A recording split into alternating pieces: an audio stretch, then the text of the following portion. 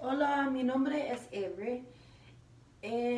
Soy un estudiante de tiempo completo, así que no tengo mucho tiempo libre. Vivo con mi novio y dos gatos. Los gatos están locos. Hi, my name's Avery Robichaux. What I was trying to say was that my name's Avery, that I am a full time student, so I don't have a lot of free time, and that I live with my boyfriend and two cats, and that my cats are crazy. As far as my sources go, I've been using four sources: Babelfish, Duolingo, Google Translate, and then I have a family friend that I've been talking to about like pronunciation and word choice. And let me show you a few examples of my writing. I don't know if you can see, but this is me practicing in Spanish, but it's the exact same things I said earlier. So, hola, mi nombre es Avery. So, hello, my name is Avery. And then this is it about me being a full-time student and I don't have a lot of free time. So, here's an example.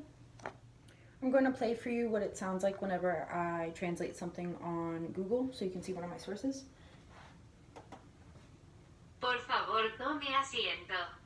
So I had typed in please take a seat and it translated it in Spanish. And the reason that I selected those four sources was from something that I learned in the first module. It was called the input hypothesis, and it was developed by Stephen Krashen.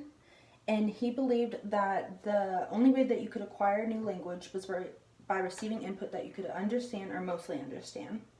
And he had even stated that learners progress most when they receive language input that is slightly more advanced than what their current level is. So this theory is basically saying, excuse me, that if you don't see or hear language, that you can't learn it. So I've been spending most of my time receiving input. The process of learning a second language was a lot more fun than I thought it would be. My goal was to spend about an hour a week learning Spanish. I really wish I had more time to devote to it. I mentioned that Duolingo was one of my primary resources. While I do like it, I don't feel like it's pushing me. According to Lev Vygotsky, the ZBD is the place that students need to be working. It's just outside of where they can accomplish things on their own, and I feel like that it's not really pushing me to work in my ZPD, but I still like it as a source. Two experiences that I had that were helpful for the second language process involved cognates and verb subjection. I'd stumbled onto cognates a little bit before this assignment had started in another class. And cognates are two words that sound alike and mean the same thing in two different languages. For example, the English word addition and the Spanish word adicion. I hope I said that right. So in my SLA process, I have deepened my understanding of cognates, and I've learned that they can cause something called interference. So now I know that cognates can be like a double-edged sword. The other topic I found helpful was verb subjugation. And I was feeling really overwhelmed with the second language process, and I decided to try a metacognitive strategy because it included planning and evaluating my own learning practices. So to evaluate your learning practices, I cross-checked my pronunciation in the phrase, how can I help you, with two translators. And I was surprised to see that I got two different translations. ¿Cómo puedo ayudarte? And the second one was ¿Cómo puedo ayudarles? Ayudarles? I'm butchering that last word, sorry. But I learned that the translation vary because of verb conjugation.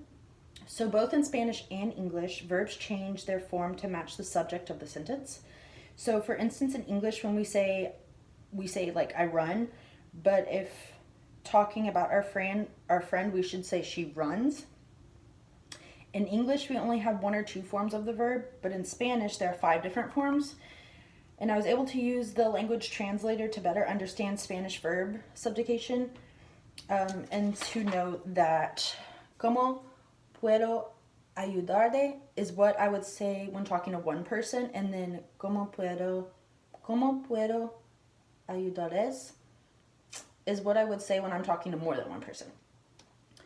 So the last thing I want to talk about is, before I run out of time, is one assumption that I had at the beginning of this was that the silent period was bad.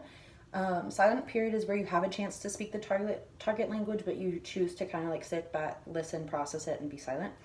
I learned that in an interview with Dr. Alejandro Bryce, that the silent period is a completely normal process of the ELA. A lot of people go through it and it's fine. And then I also assumed that I was too old to learn a second language because of Eric Lindbergh's critical period hypothesis from the 1960s, which says that there's a critical time that you can learn a new language, and it's between the ages of 2 and 13. Nowadays, though, the specific age range is debated by experts, and they prefer to call it a sensitive period because it may be easier when you're young, but it's never too late. It's not like you'll never learn the language. So thanks for listening to me. Bye.